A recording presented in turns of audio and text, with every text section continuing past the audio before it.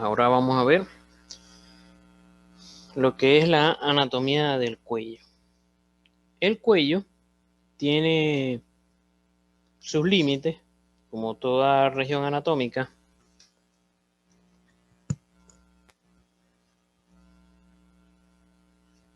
Que tenemos una superior que nos separa de lo que es el neurocráneo y el viscerocráneo, y una inferior que nos separa del miembro superior y del tórax.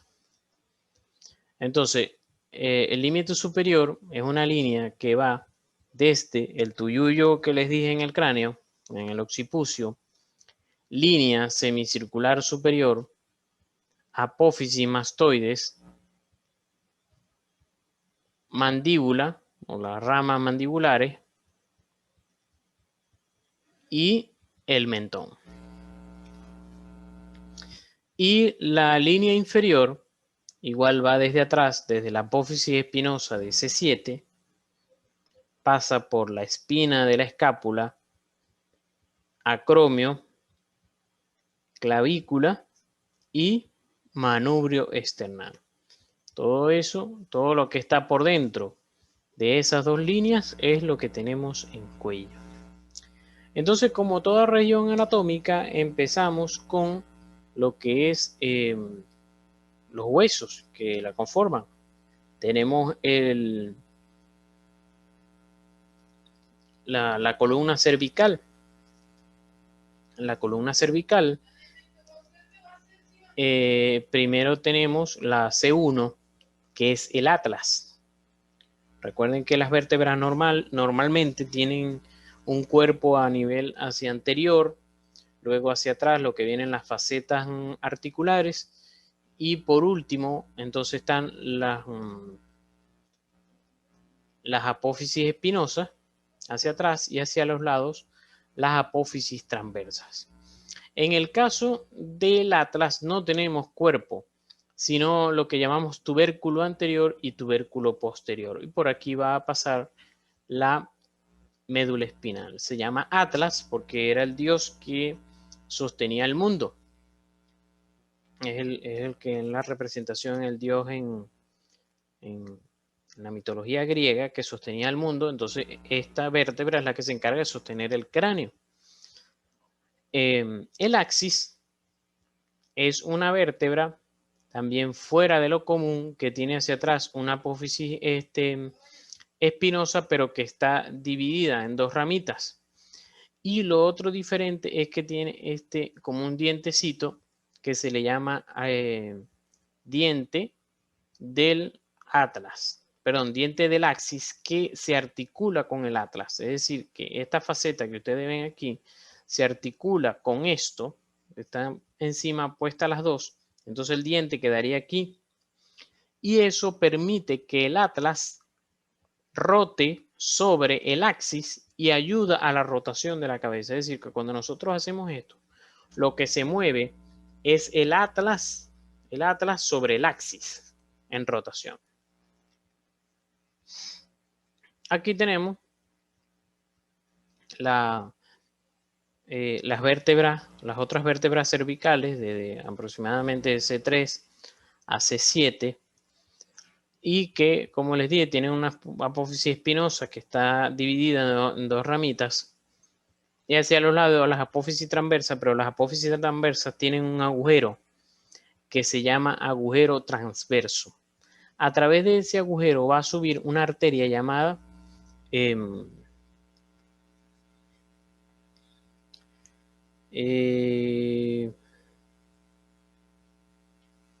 se me olvidó en este momento. Me falló la mente. Bueno, ahorita me viene a la mente. Esa arteria es rama de la subclavia, que a su vez es rama de la aorta.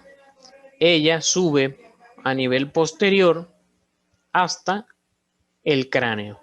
Las dos arterias que llegan al cráneo para irrigarlo, o sea, que llegan al sistema nervioso central, son esta arteria que va por la parte posterior, y por la parte anterior va la carótida interna, que es rama de la carótida primitiva. tenemos lo que es el hueso hioides, es otro hueso y es el que está en el cuello, y es el único hueso que, sí, la arteria vertebral, ya se me había olvidado, arteria vertebral, es rama de la subclavia. El otro hueso es el hueso hioides, que es el único hueso que no se articula con ningún otro hueso en el cuerpo.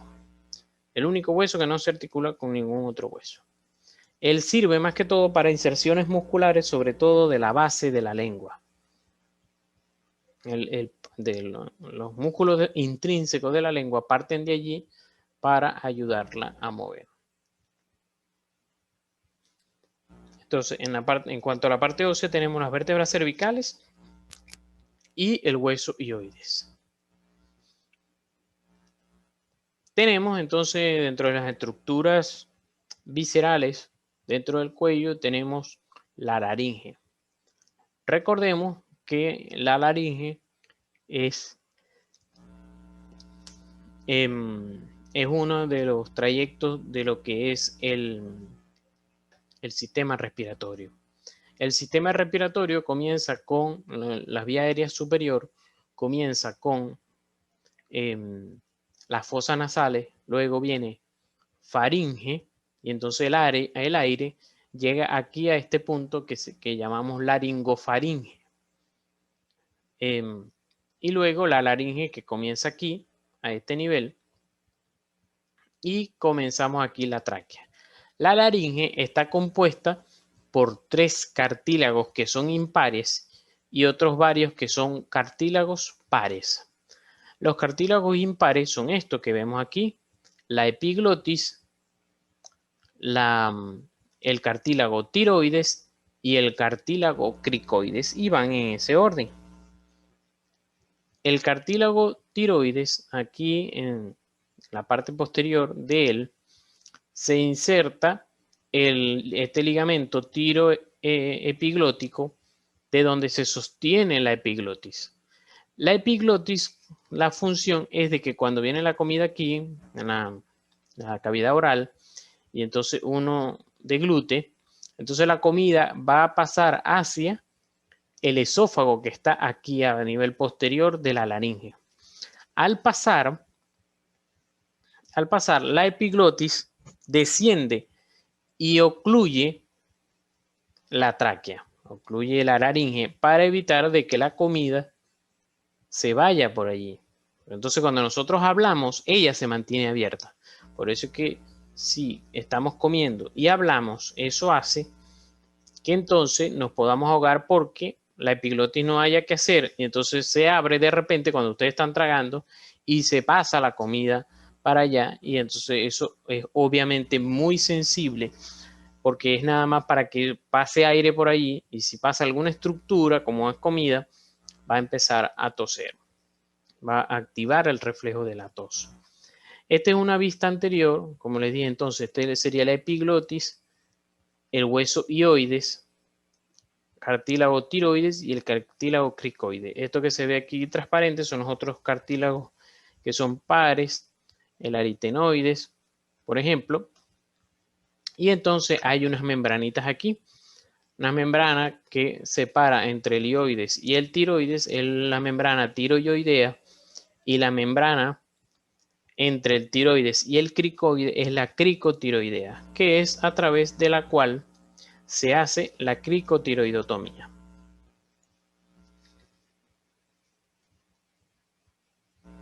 Aquí tenemos entonces una vista lateral, otra vez.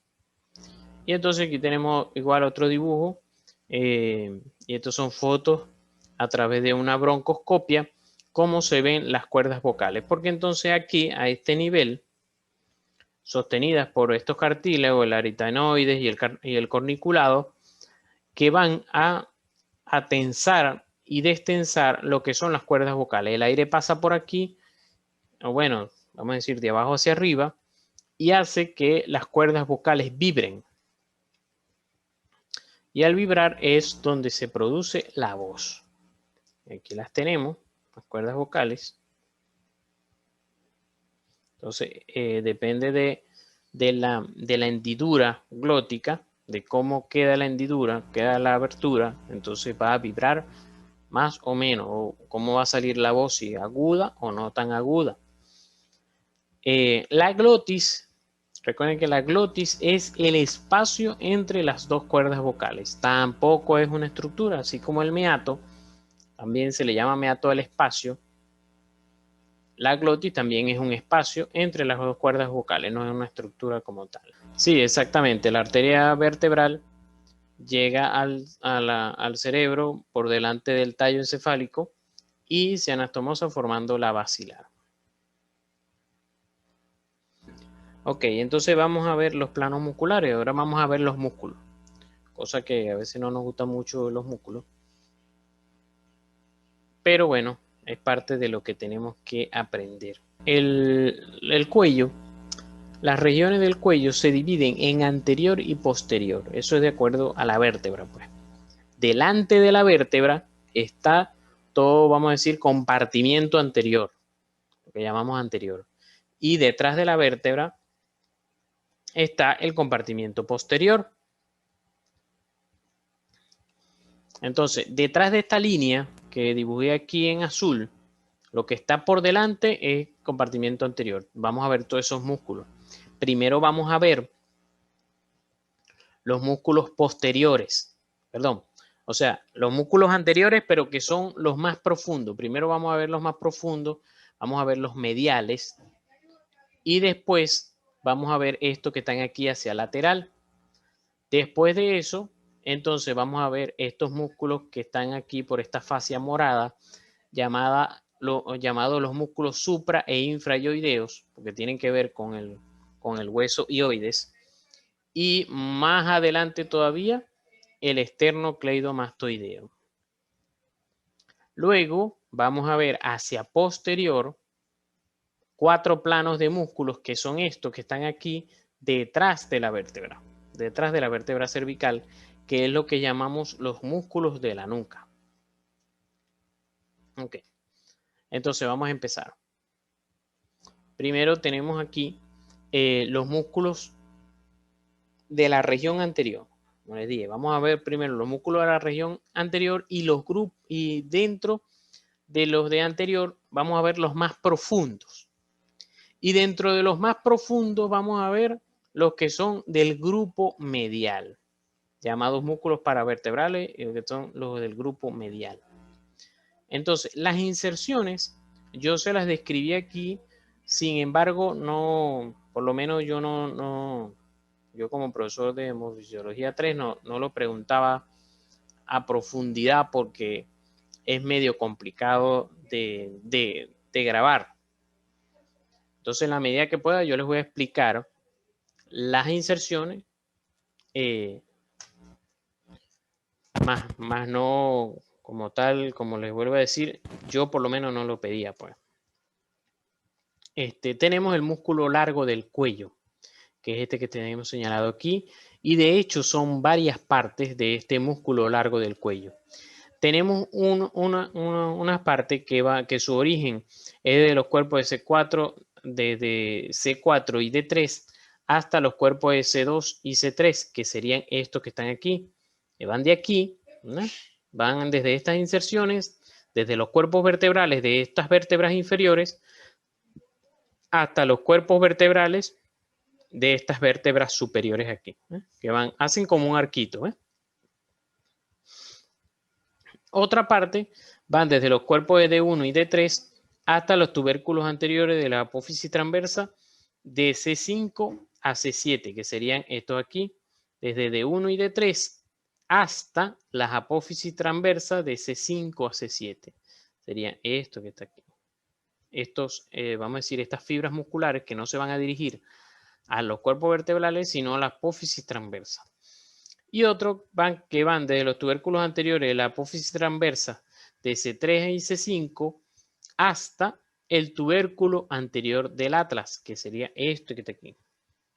Estas fibras musculares que van aquí desde C3 a C5 hasta el tubérculo anterior del atlas. Todo eso es el músculo largo del cuello. Y todos estos músculos que vamos a estar viendo, es más que todo su acción va a ser flexión porque son los anteriores.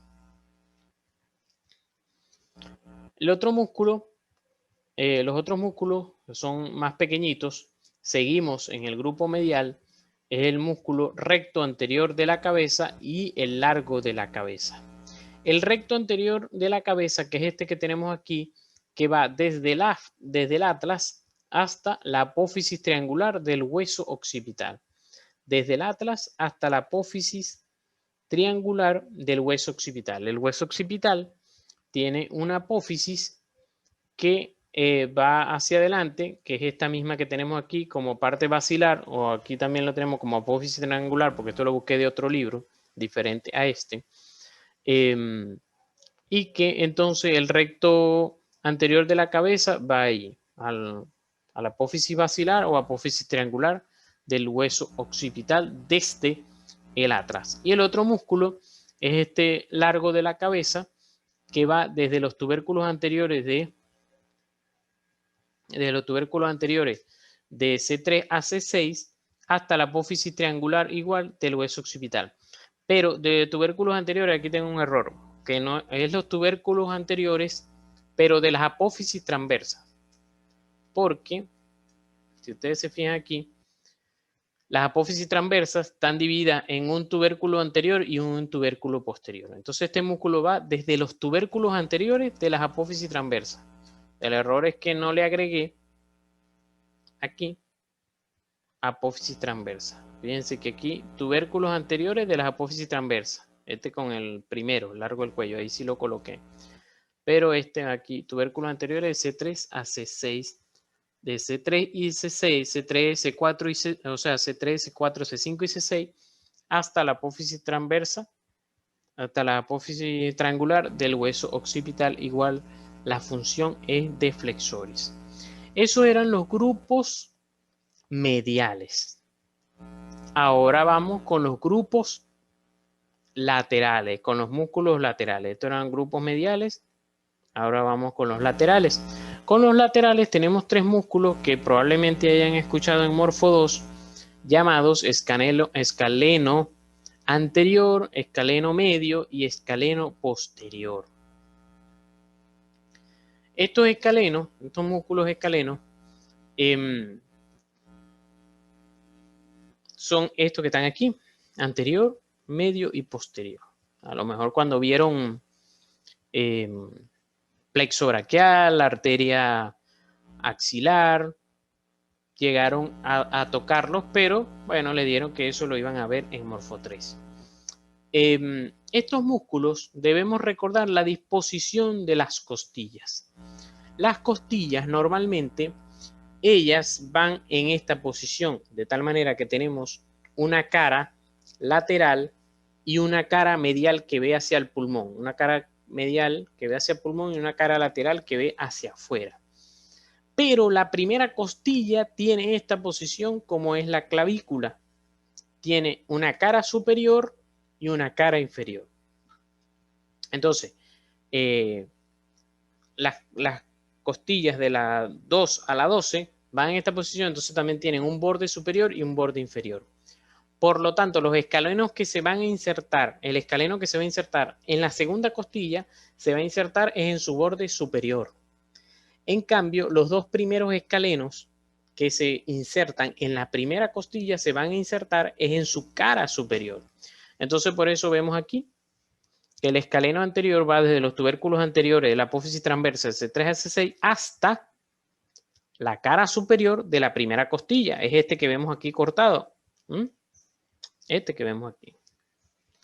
El segundo escaleno, el escaleno medio, va de los tubérculos anteriores de la apófisis transversa de C2 a C6 hasta la cara superior de la primera costilla. Aquí lo vemos otra vez.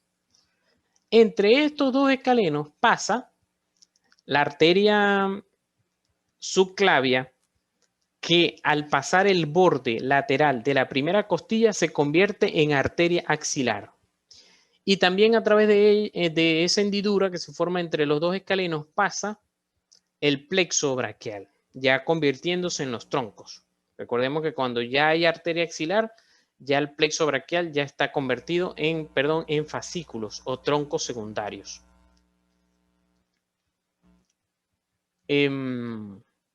Y el tercer escaleno se inserta entonces en el borde superior de la primera costilla, de la segunda costilla, perdón.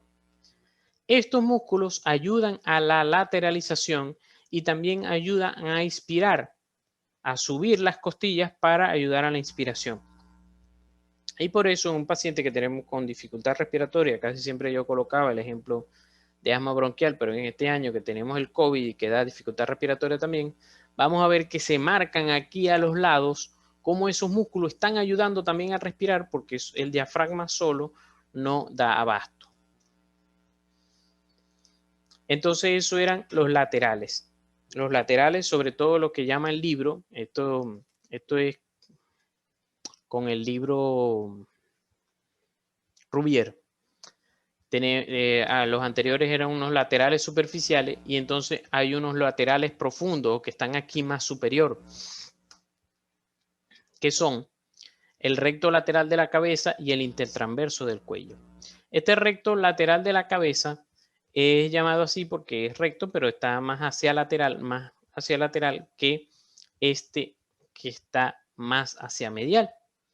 Entonces él tiene un origen igual en el atlas y se inserta en la apófisis yugular del hueso occipital. La apófisis yugular porque por aquí va subiendo va bajando la vena yugular y entonces por eso se le da ese nombre de apófisis yugular y de ahí, de hecho, ahí está el agujero yugular. Y tenemos los músculos intertransversos del cuello, que son músculos que están entre todas las apófisis transversas. Entre todas las apófisis transversas. Es decir, vamos a ver si tengo un ejemplo por aquí.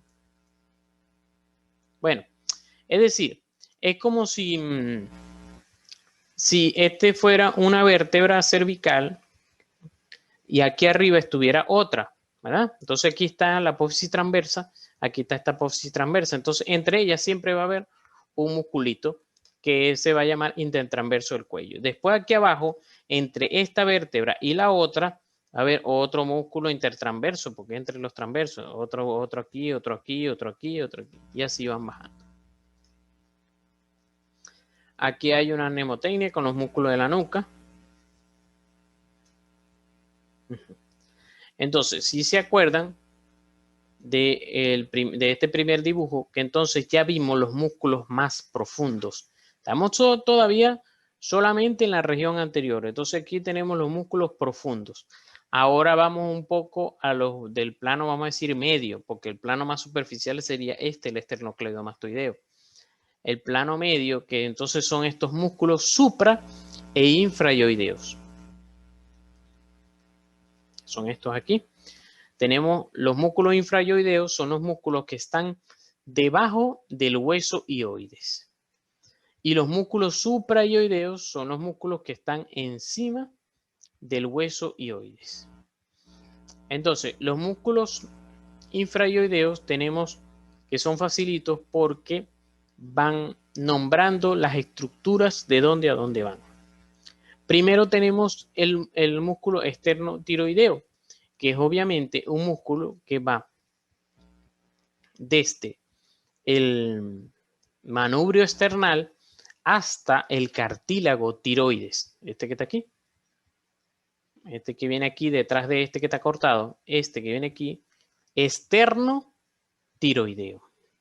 Después viene otro músculo que se llama tiroideo, que va desde el cartílago tiroides hasta el hueso hioides, que es este que está aquí.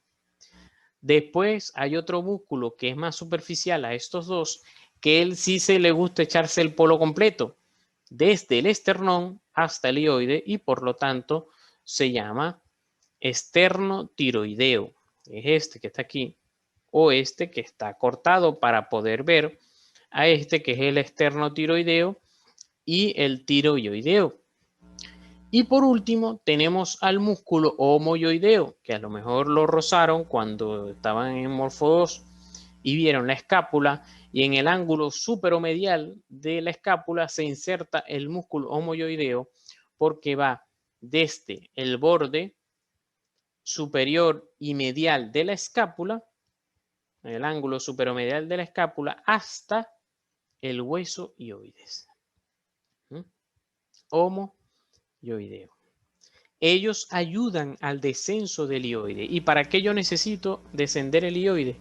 Porque del hioide también están estos músculos suprahioideos que se insertan en la mandíbula. Entonces, los músculos supra e infrahioideos ayudan a descender la mandíbula. La mandíbula no desciende porque por la gravedad, no. Para yo abrir la mandíbula, para abrir la boca y descender la mandíbula, si se dan cuenta, ustedes pueden hacer resistencia a abrir la boca. ¿Quién hace que ustedes puedan vencer a la mano para abrirla? Los músculos supra e infrahioideos.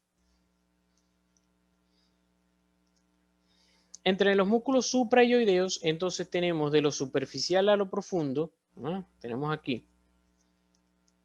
Primero, vamos a ver, quitamos la lengua, ¿verdad? Este es el maxilar inferior. Quitamos la lengua y vemos dos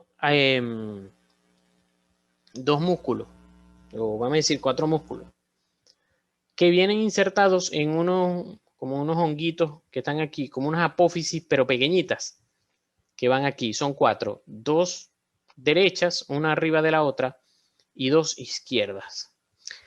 Esas se llaman apófisis geni. Las apófisis geni, entonces las 2 superiores van a dar inserción a este músculo que está cortado, que se llama geniogloso, porque van desde la apófisis geni hasta la lengua. Gloso es lengua. En cambio, en las apófisis geni inferiores se van a insertar este músculo aquí que se llama genioideo, porque va desde la apófisis geni hasta el hioides. Luego, más inferior, está este músculo que parece una sábana, porque es bastante ancho.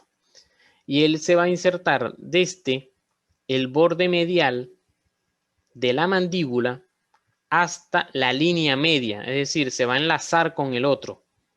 Se va a enlazar con el otro, pero parte del músculo va a llegar al hioides, va a llegar al hueso hioide, y por eso se llama milohioideo. Y es este mismo músculo que vemos aquí.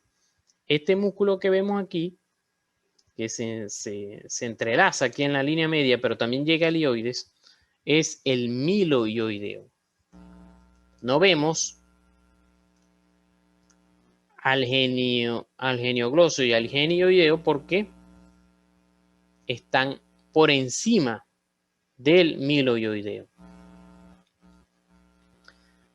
Luego también tenemos este músculo llamado digástrico, porque es un músculo que tiene 2 partes, una parte posterior y una parte anterior.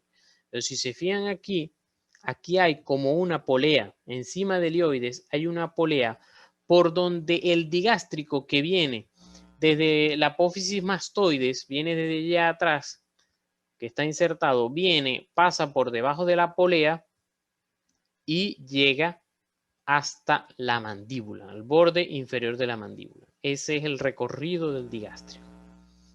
Pero a la vez, esa polea está formada ayuda a formar este músculo que viene aquí llamado estiloioideo, porque él se inserta en la apófisis estiloide. ¿Se acuerdan que es como una puya que está ahí aquí a nivel posterior en el cráneo, la apófisis estiloide, hasta el hioide? Por eso se llama estiloioideo, de la apófisis estiloide al hioides.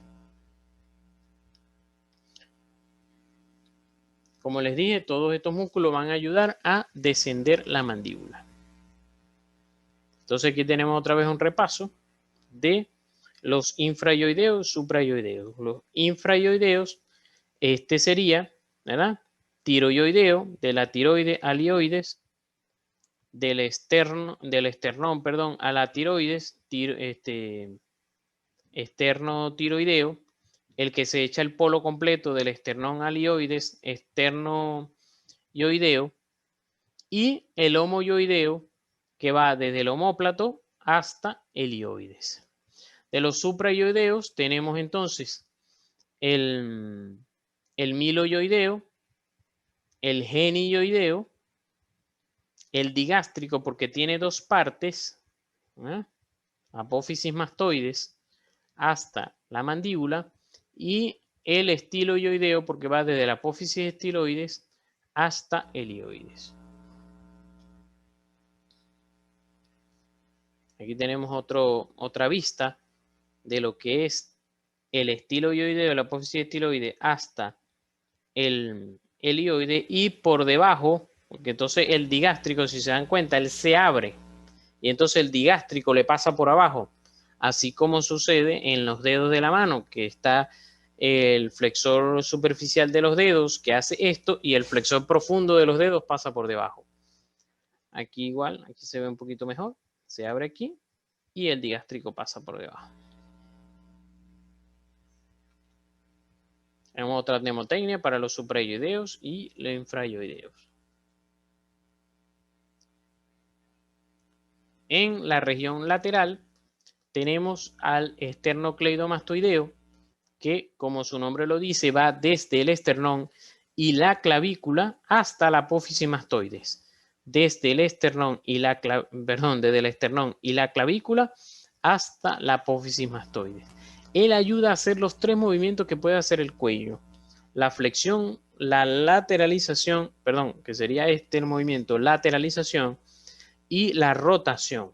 Y por supuesto ayuda en la inspiración, como también lo hacen los escalenos, y es otro de los músculos que, como este es más superficial que los escalenos, se nota mucho más cuando el paciente tiene dificultad respiratoria. Y es uno de los músculos junto con el trapecio que es inervado por el 11º par de los pares craneales, llamado también espinal o accesorio. Ok, entonces tenemos los músculos de la región posterior de la nuca. En los músculos de la región posterior de la nuca, la región de la nuca, que son los posteriores del cuello, tenemos 4 planos: un plano profundo, 2 planos medios y un plano superficial. ¿Se acuerdan de las líneas semicirculares en la región posterior del cráneo, verdad? Entonces las líneas semicirculares son 2, una superior y una inferior. La inferior la vamos a dividir en 3 zonas: una zona medial, una zona media y una zona lateral, un tercio, pues, tercio lateral, tercio medio y tercio medial o tercio interno. Y la línea nucal superior la vamos a dividir en 2, un medio medial y un medio lateral. Estamos hablando aquí del lado derecho. Entonces, tenemos estos músculos. Tenemos primero el recto posteromenor de la cabeza, que entonces nosotros mismos podemos ir construyendo las inserciones, porque este es el atlas, la apófisis espinosa del atlas, o tubérculo posterior del atlas, el axis, C3, C4, C5. Entonces, desde la apófisis espinosa o el tubérculo posterior del atlas hasta el tercio medial de la línea nucal inferior, sería aquí. Sería a esta zona, es lo que quería que ustedes vieran aquí. Línea nucal inferior es esta. Luego tenemos el recto posteromayor de la cabeza, que entonces va desde la segunda vértebra, desde el tubérculo posterior del axis hasta el tercio medio de la línea nucal inferior. Luego tenemos el oblicuo superior de la cabeza. Entonces, esto sería tubérculo posterior de la apófisis transversa del atlas hasta el tercio lateral de la línea nucal inferior. Tenemos igualmente el oblicuo inferior de la cabeza, que entonces va desde el tubérculo posterior del axis, la apófisis espinosa del axis, hasta el tubérculo posterior de la apófisis transversa del atlas. Esto, de hecho, va a formar un triángulo por donde va a salir un nerviecito que es de C1, es rama de C1, llamado el nervio de Arnold. Ese nervio de Arnold puede llegar a ser comprimido, por este triángulo que está formado por estos tres últimos músculos que vimos, el posteromayor de la cabeza, el superior de la cabeza y el inferior y el oblicuo inferior de la cabeza. ¿Se acuerdan que habíamos visto los interespinosos, que eran entre las apófisis espinosas de las vértebras, de la apófisis transversa de las vértebras? Bueno, también hay uno entre las apófisis espinosas, que son estos musculitos, desde una apófisis espinosa a la apófisis espinosa inferior, desde una apófisis espinosa a la apófisis espinosa inferior. Es el músculo interespinoso. De hecho, hay un músculo también llamado epiespinoso, que también es más superficial y va a través de todas las vértebras, ¿sí? de sus apófisis espinosas. Y se llama epiespinoso, pero eso se ve más que todo en las vértebras dorsales y lumbares. Es decir, que lo vieron en Morfo 2. Todos estos músculos, los posteriores de la cabeza, ayudan a la extensión, así como los anteriores ayudan a la flexión, estos a la extensión. Y sobre todo estos que están aquí, los más laterales, ayudan también a la rotación. Tenemos también el segundo plano. Si vamos de profundo a superficial, segundo plano llamado plano del semiespinoso y longísimo de la cabeza. O sea, porque son esos dos músculos, el semiespinoso y el longísimo de la cabeza. El semiespinoso de la cabeza va a ir desde las apófisis transversas de C4 y C6 hasta el hueso occipital, que es este que está aquí. Pero se va a insertar entre las dos líneas nucales, como decir aquí, no se va a insertar ni en la nucal superior ni en la nucal inferior, sino entre las dos líneas nucales. Y el longísimo de la cabeza, que va a ir desde la apófisis transversa de C4 a C7 hasta las apófisis mastoides. Si se dan cuenta, este músculo es más superficial que este. Por lo tanto, no pertenece a este plano y por eso no es nombrado aquí. Entonces este, que es este mismo, el semiespinoso de la cabeza de la apófisis transversa de C4 a C6 hasta el hueso occipital. Igual acción extensión.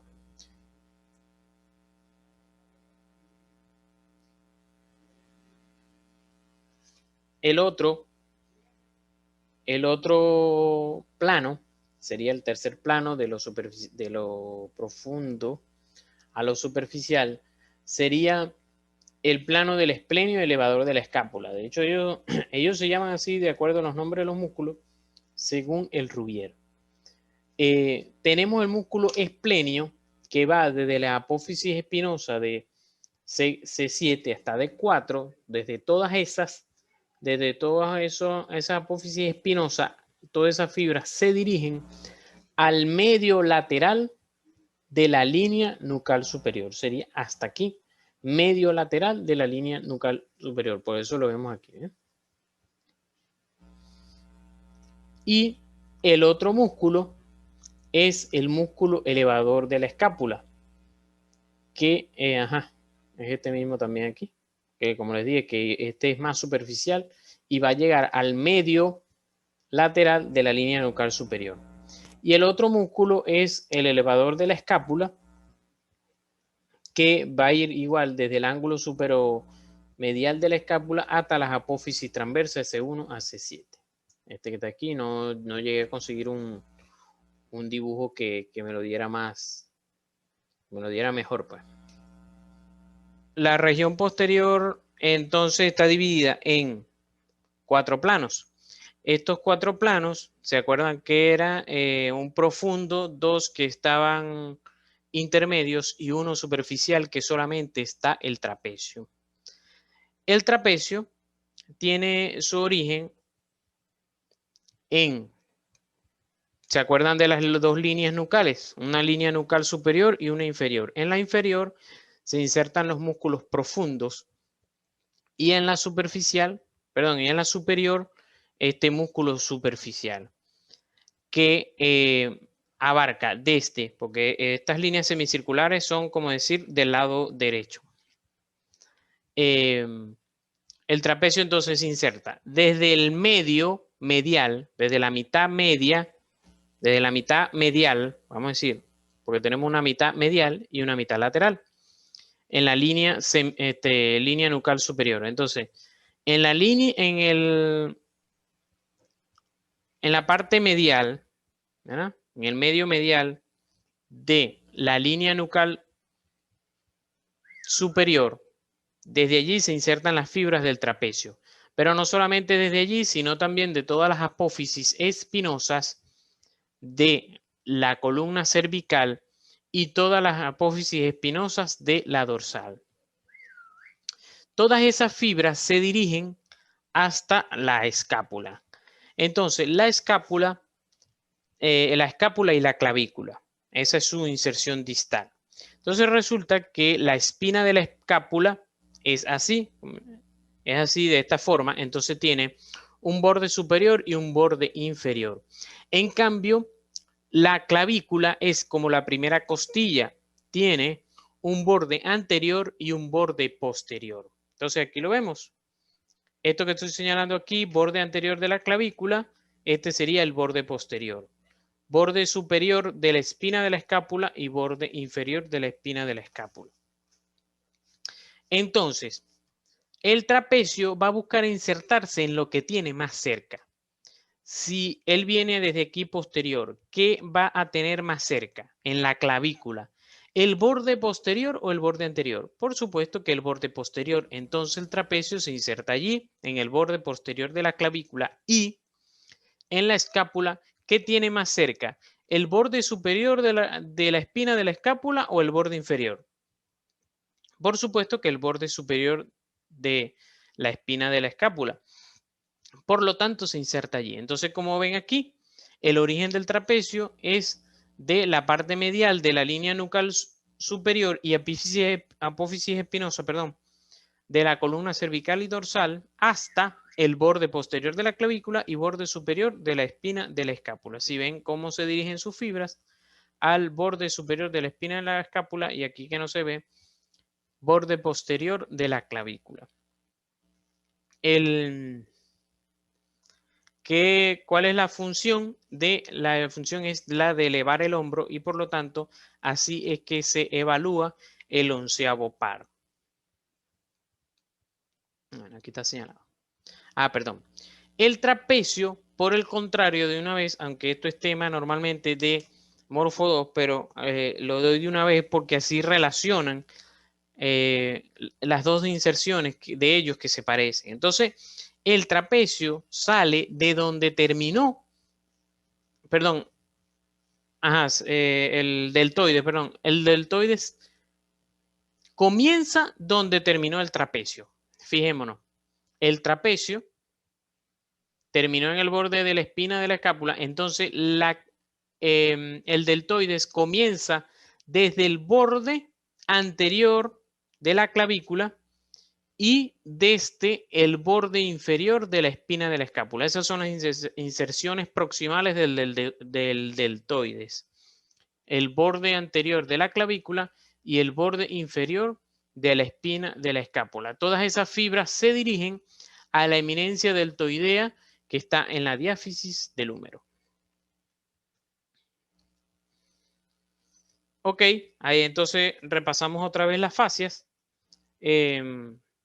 recordando que entonces tenemos una porción anterior, el cuello está dividido en una porción anterior en la que están estos músculos que vemos aquí, que son los profundos, que son los primeros que vimos y son un poquito difícil de entender, que eso es lo que se llama la fascia prevertebral, que es esta amarilla, y hacia adelante entonces tenemos otra fascia, una fascia hacia los lados, que es la fascia carotidia, que es la que envuelve al paquete vasculonervioso del cuello. El paquete vasculonervioso del cuello, que está conformado por la arteria carótida, la vena yugular y el décimo par, que es el nervio vago. Más hacia adelante está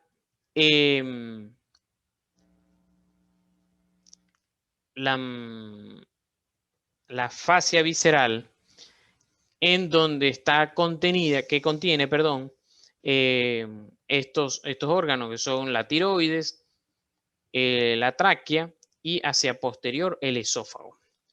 Más adelante de esta fascia visceral está los músculos supra e infrayoideos, y entonces llamada fascia infrayoidea, y obviamente si estamos por encima del ioide es la fascia suprayoidea. Y más adelante entonces está esta lámina superficial, así la amarilla es profunda, la roja es la superficial, que va a contener estos dos músculos que están inervados por el 11º par. Por eso es que ellos están inervados por el mismo par, porque son de la misma fascia. Tienen el mismo origen embriológico, lo que es el esternocleidomastoideo hacia adelante y hacia atrás el trapecio. Y mucho más superficial está esta línea que ustedes ven aquí, que estoy demarcando, que es el músculo platisma, que es parte de que él está inervado por el facial, porque es parte de los músculos faciales, es el que tensa esto aquí, el cuello. Cuando hacemos esto, él es el que hace mover la piel allí en el cuello, en la región anterior. Aquí vemos otra vez las fascias en una vista lateral. Entonces llegamos ya a los triángulos del cuello. En los triángulos del cuello,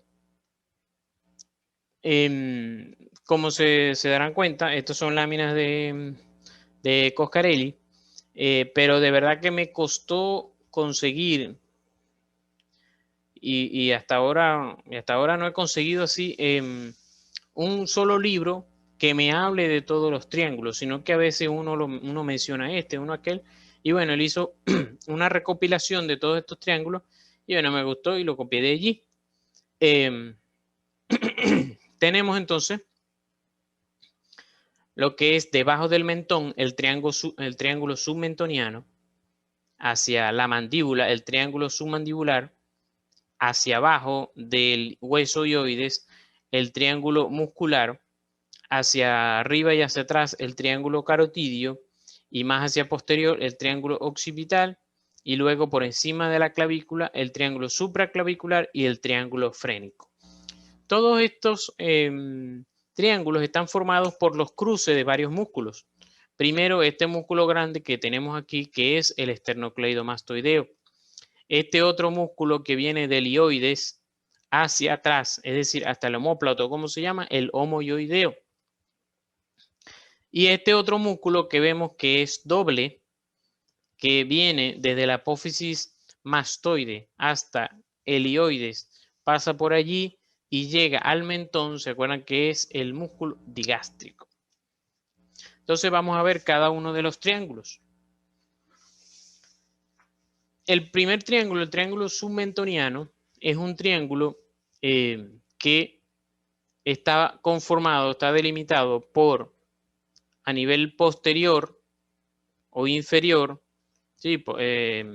Inferior está el ioides y hacia los lados está el vientre anterior del digástrico. Entonces allí se forma este triángulo, que el piso, es decir, donde posan las estructuras, es este músculo que vemos aquí de los músculos suprayoideos, que es el que se llama miloioideo. Igualmente, a través de él pasan varias estructuras que nos importan sobre todo es la vena yugular anterior. de la cabeza va a drenar 3 venas principales: la yugular anterior, la yugular interna y la yugular externa. La yugular interna es la que va a formar parte de lo que es el paquete vasculonervioso del cuello. Entonces tenemos el triángulo submandibular que está al lado del triángulo submentoniano. Recordemos que si vemos, pues, el triángulo submentoniano está en el mero centro de la mitad del medio del cuerpo, pues. Está en toda la línea media. En cambio, hacia los lados sería el submandibular, que serían este y este, que, como se van a fijar ahorita, está delimitado por los dos vientres del digástrico. Aquí está. Hacia posterior está el vientre posterior del digástrico, hacia anterior el vientre anterior del digástrico y hacia lateral está la rama mandibular, la mandíbula como tal. Este es un poco más importante porque tiene un poquito más de estructuras. Si se fijan, varias de las estructuras que tenemos allí son, primero, arterias, dos que son arterias ramas de la facial, que la vamos a ver más tarde. Es la siguiente clase, de hecho. La arteria lingual y la arteria facial, ramas de la carótida externa. Tenemos también una de las glándulas salivales, con su conducto, la glándula submandibular, con su conducto, que es el conducto de Wharton, y el nervio hipogloso que va hacia la lengua, que es el 12º par.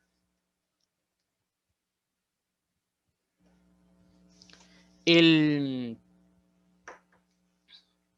triángulo muscular es un triángulo que que es más que todo hacia posterior y hacia abajo de la región del cuello.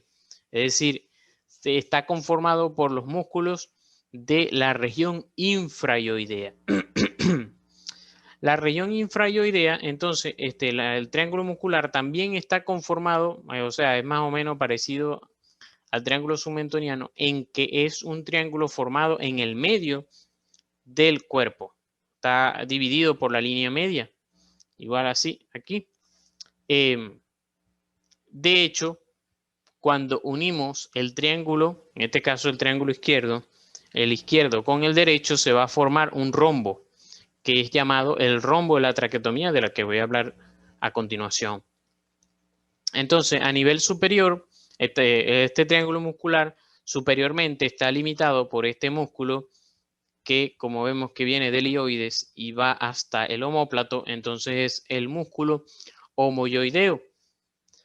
Y a nivel inferior, por este músculo grande aquí, que entonces es el esternocleidomastoideo, y hacia medial por la línea media simplemente, que uniendo los dos es lo que va a formar el rombo de la traqueotomía.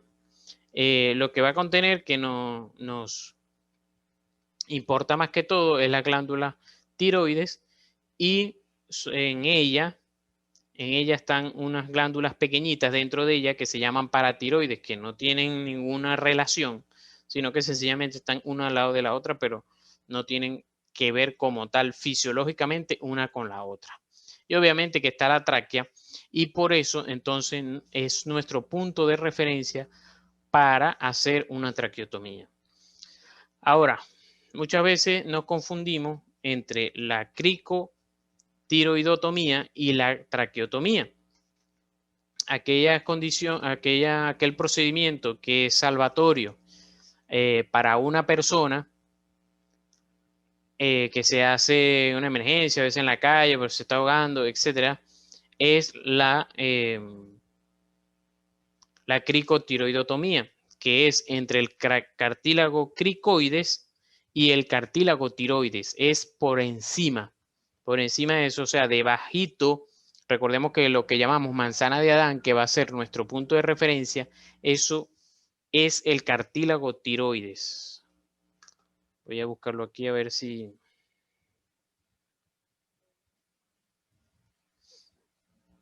Llegamos aquí al principio. Aquí. Fijémonos aquí que entonces esto es lo que llamamos la manzana de Adán, es el cartílago tiroides y este el cartílago cricoides. A este nivel, entre el tiroide y el cricoide, es que se hace esa maniobra de salvamento que es la cricotiroidotomía, porque no hay el peligro, porque la tiroides está más abajo en la tráquea. En cambio, si nosotros hacemos una traqueotomía allí, en una emergencia, sin ninguna precaución, entonces podemos lesionar la tiroides y eso pudiera llegar a matar al paciente porque va a producir algo que llamamos una tormenta tiroidea. Entonces, debemos tratar de no lesionar la tiroides.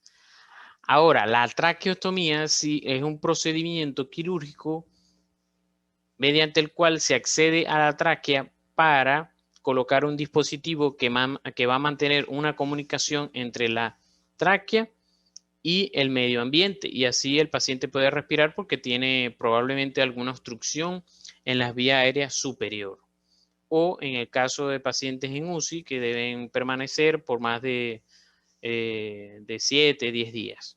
Entonces, allí sí se hace un procedimiento quirúrgico tranquilito en quirófano, en el que yo puedo visualizar la tiroides, moverla hacia un lado mientras lo hago, cosa que no puedo hacer si el paciente se está ahogando en ese momento. Entonces, este rombo de la traqueotomía está delimitado por los siguientes triángulos. Es decir, uno que es este superior, que está limitado por este músculo. ¿Qué músculo es este? Recordemos que entonces el músculo que va desde el esternón a la hioide se llama esterno-hioideo. Entonces, el triángulo que es superior, pero de base inferior, es el esternocleido-hioideo. En cambio, el triángulo inferior de base superior es formado por este músculo que es más corto, si recuerdan al principio, que se llama esternotiroideo porque va a la tiroides. Entonces, a ese nivel, esos son los puntos de referencia para hacer la traqueotomía. Igualmente tenemos el triángulo carotidio, el cual va a ser nuestro punto de referencia para hallar la carótida, la vena yugular, la carótida interna, la vena yugular y el nervio vago. Sin embargo, hay otros contenidos como son el asa cervical, que es parte del plexo cervical, que lo voy a hablar ahorita al terminar, y también algunos libros comentan que pasa por allí el nervio hipogloso. Este triángulo es el sitio donde nosotros podemos igualmente tomar el pulso, que no debe haber falla en ningún médico. Todo médico debe llegar enseguida a ese sitio, no puede estar buscando pulso por todos lados mientras el paciente se está muriendo. Tienen que tener estos puntos de referencia, que el triángulo carotidio está por delante del esternocleidomastoideo, por encima del homoyoideo y por debajo del vientre posterior del digástrico. Claro, el músculo más superficial es el esternocleidomastoideo, entonces ustedes deben de buscar dónde se separa, dónde se empieza a separar, ese es mi punto de referencia, el esternocleidomastoideo de la tráquea hacia arriba. Ya yo debo palpar sin pele el pulso carotidio. Tenemos hacia posterior el triángulo occipital, que está conformado por delante por el esternocleidomastoideo, por detrás por el trapecio, y a nivel inferior podemos tomar el homoyoideo o la misma clavícula. Por allí, sencillamente, lo que más nos importa es que transcurre el nervio, el onceavo par, que es el nervio espinal o accesorio. Y que lo que nos va a ayudar es que ese nervio inerva a estos dos músculos, al trapecio y al esternocleidomastoideo, que lo comenté en la fascia superficial. Igualmente tenemos un triángulo supraclavicular, que es este que tenemos aquí, que está formado a nivel posterior por el digástrico, por el vientre posterior del digástrico, hacia adelante por el esternocleidomastoideo y hacia abajo por la clavícula, y por eso se llama supraclavicular. ¿Qué contenido tenemos allí? Facilito, los escalenos. ¿Se acuerdan de los escalenos que los vimos al principio de la clase? Escaleno anterior y medio, y que entre ellos dos, ¿quiénes va pasando? El plexo braquial con la arteria subclavia, que se va a convertir en la arteria axilar. Y por último, este triangulito que se llama triángulo frénico, que a nivel posterior tiene el vientre posterior del esternocleidomastoideo, hacia anterior el vientre anterior del esternocleidomastoideo y hacia abajo la clavícula. En ese punto pasa el nervio frénico, que es rama del plexo cervical, va bajando buscando al diafragma. Ese es un punto de referencia que usan en algunas disciplinas para inmovilizar a una persona por seguridad. Dan un golpe seco a ese nivel con 1 o 2 dedos y entonces lesionan levemente el frénico y entonces él se paraliza y entonces la persona queda como sin aire y entonces por supuesto se desmaya. Entonces, en cuanto a la inervación del cuello, está dada por este plexo cervical, por el plexo cervical que va de C1 a C4. Es un poco complejo porque tiene varios nerviecitos que se dividen y subdividen, pero yo los he dividido de esta manera para que nos los grabemos de acuerdo a la función que cumplen. Porque lo que importa es que sencillamente nosotros sepamos si el paciente tiene una lesión entre C1 y C2, que va a suceder, entre C2 y C3, que va a suceder, entre C3 y C4. Claro está, si el paciente tiene una lesión entre C3 y C4, va a tener dificultad respiratoria entre C3 y C4, porque ellos dos dan este nervio, que se llama nervio frénico. Y entonces va a estar, el inerva el diafragma, y entonces obviamente el paciente va a estar limitado de eso. Ahora, si la lesión de la médula espinal es por encima de C3, el paciente prácticamente va a necesitar ventilación mecánica para poder vivir, además de que tiene obviamente limitación de sus 4 miembros. Entonces, es complicado en ese punto la decisión en cuanto al paciente. Bueno, entonces, entre C1 y C2 están estos nervios para ayudar al vago, estos otros para los nervios que están cerquitas allí entre el atlas y el cráneo, que entonces son los músculos que llamamos rotadores, que ayudan a la rotación de la cabeza, es decir, a decir que no. Entonces, están inervados entre C1 y C2. También entre C1 y C2 están estos nervios llamados también, o sea, esta curva que es llamada asa cervical, que si se acuerdan está dentro del triángulo carotidio. El asa cervical tiene una raíz que sube, una raíz que baja y otra raíz que sube. Y entonces me va a dar varios nervios. Estos nervios van a ir a los músculos infrayoideos, es decir, que van a ayudar a la flexión de la cabeza, tanto a descender la mandíbula como a flexionar la cabeza. Igualmente están estos nerviecitos aquí que salen tanto de C2, de C3 y C4, que también son flexores porque van a los músculos largos, los que están profundos, en la región anterior del cuello, que son los largos, y entonces son flexores de la cabeza. Ramitas también de C3 y C4, que son para los músculos escaleno y elevador de la escápula, y estos son lateralizadores, son que nos ayudan a hacer este movimiento, como cuando nos encogemos de hombros, como cuando no sabemos mucho de lo que nos están preguntando. Y por último, vamos a decir, el nervio más importante de este plexo cervical es el nervio frénico, que como ya comenté, es rama de C3 y C4 y viaja por el esófago, alrededor del esófago, y llega al diafragma para inervarlo. Igualmente, está este nervio hipogloso aquí, que C1 le ayuda a dar unas ramas, este es el 12º par, pero él no es parte del plexo cervical, sino que a veces algunos nervios de C1 le dan algunas ramitas para ayudarlo. En cuanto al frénico, se podrían preguntar por qué ese nervio viene desde tan arriba, por qué no está abajo, por qué no está a nivel de 10, de 11, estaría más cerca del diafragma.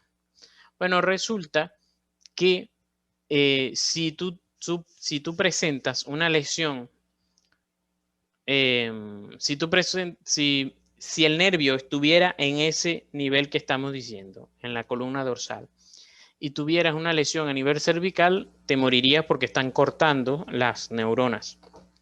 Se está cortando el axón. Entonces, el paciente fallecería. En cambio, tú tienes oportunidad, o sea, nada más fallece, vamos a decir, si la lesión es a nivel de C1, C2 y hasta podría C3 porque vas a tener dificultad respiratoria. Ya por debajo de allí, el paciente no tiene peligro en cuanto a su función respiratoria. Ahora podrías decir, ¿y de qué me vale vivir si tengo una lesión de C5, C6, si voy a estar cuadraplégico o si a nivel por debajo de C8 voy a seguir viviendo, pero voy a estar parapléjico? ¿De qué me sirve? Bueno, a mí no me ha pasado, pero he leído libros sobre personas que son cuadraplégicas y son parapléjicas, que escribieron esos libros aún estando cuadraplégicos, aprendiendo a mover un lápiz con la lengua o la computadora y todo eso, y que al principio obviamente es algo que te pega bastante. De hecho, esas dos personas, dos libros que he leído de dos personas diferentes, a pesar de que pega bastante al principio, obviamente, porque pasas por todas esas fases, lo que llamamos en psicología, la negación y todo eso, pero obviamente después aprenden mucho más a valorar la vida, y en esos libros te enseñan a eso, a que tú ahorita estás moviendo tus brazos, tus piernas, muchas veces no valoramos eso, sino cuando nos sucede que no las podemos mover es que nos damos cuenta lo valioso que era eso. Igual como cuando nos da una gripe o nos da asma, valoramos lo importante que es respirar, pero mientras no nos da, no nos damos cuenta ni siquiera que estamos respirando, y eso son cosas por las que debemos darle gracias a Dios todos los días. Bueno, como les decía aquí, está parte de lo que es ese plexo cervical, aquí arriba, y aquí abajo que está saliendo el plexo braquial. El plexo cervical desde C1 a C4 y el plexo braquial es desde C5 a C8. Aquí están otros dibujos en el anatómico. Esto es una visión, ¿cómo le diría? Del cuello un poco hiperextendido y una visión desde abajo hacia arriba y de lateral a medial. Esto sería el helioide, es decir, estamos viendo el cadáver desde el lado izquierdo, o sea, su lado izquierdo. Este sería helioides, músculos suprayoideos, músculos infrayoideos, parte de la tráquea aquí, como decirle aquí, como la manzana de Adán. Aquí esternocleidomastoideo y aquí el paquete vasculonervioso del cuello. Este es un paciente que operamos por una lesión del plexo braquial con el doctor Andy Valle, cirujano de la mano. Y bueno, hicimos una incisión posterior al externo, en el lado izquierdo, posterior al esternocleidomastoideo y por encima de la clavícula. Y allí abordamos el plexo braquial. Aquí está la incisión por detrás del esternocleidomastoideo y después por encima de la clavícula. Así fue la incisión. Cuando explicaba el plexo braquial en la pizarra. Y bueno,